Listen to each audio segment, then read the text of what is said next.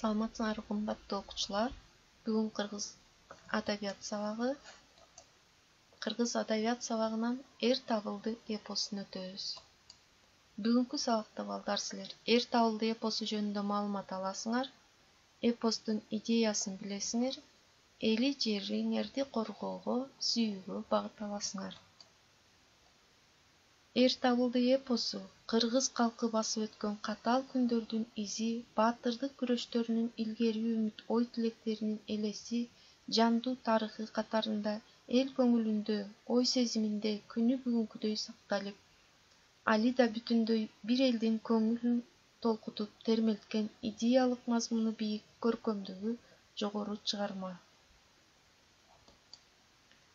Мурунку өткөн заманда Катаган деген эли бар, Кара Тоо деген жери бар.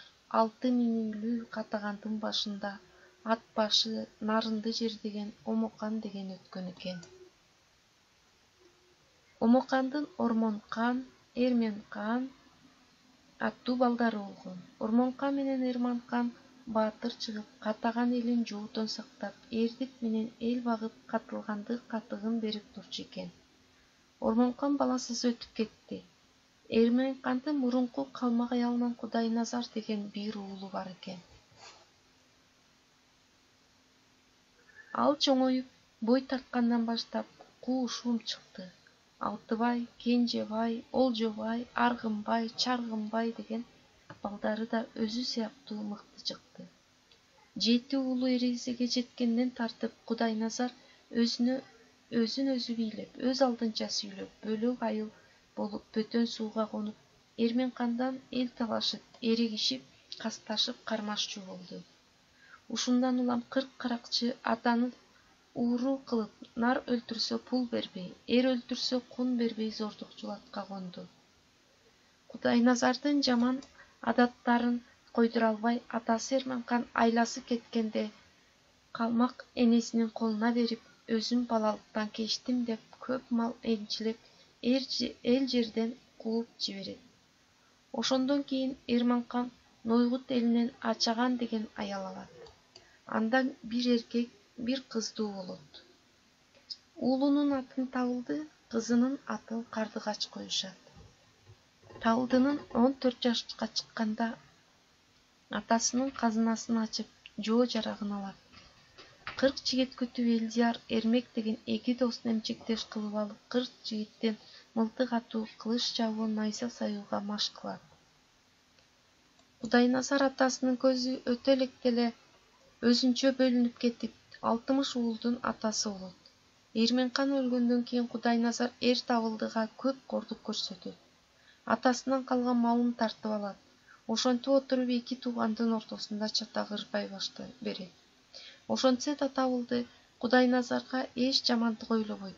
Көбүн кечирет. Ушунусу менен ал элге барктуу, сыйлуу, өз элине жетекчи болот. Бул жагдайлар Кудайназардын ичин окотер күйгүзөт. Акыры эр Табылды атасына аш берет. Ушундан пайдаланып Кудайназар тайекеси чалгалмакты, Табылдынын айылын чаап кетүүгө чакырат. Мына ушундай кырдаалда чалгалмак менен эр Табылдынын ортосунда чабыш башталып, согушта Табылдынын эрдиги, анын эң сонун достору Элдияр, Эрмектердин эрдиктери байкалат. Табылды баатыр гана эмес, акылман, жетекчи катарында элдин сүймөнчүлүгүнө ээ болот. Ошонун натыйжасында калмактарды жеңип чыгат. Бул жеңишти карапайым эл чоң салтанат менен тосуп алат. Эпосто элдин биримдиги, ынтымактуулугу, адамгерчилик сапаттары Табылды жана Элдияр, Эрмектин 40 жигиттин образын сыпаттоодо эң сонун ачылган.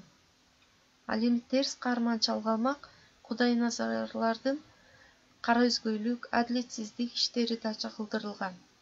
Эр Табылды поэмасы ички тышкы душмандардын жеңилиши, адилеттүүлүктүн салтанаты курушу менен аяктайт.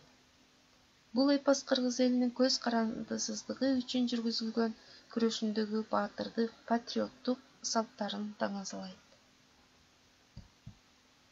Эми балдар силер эр Табылды эпосун 29-беттен 41-бетке чейин окугула, сөздүктөгү эпостон алынган сөздөрдү эсиңерге сактагыла, эр табылдыынын мүнөздүү белгилерин кластер кылып жазгыла. Мен силерден тапшырмаларды күтөм. Ушуну менен сабагыбыз аягына чыкты. Саламатта калгыла.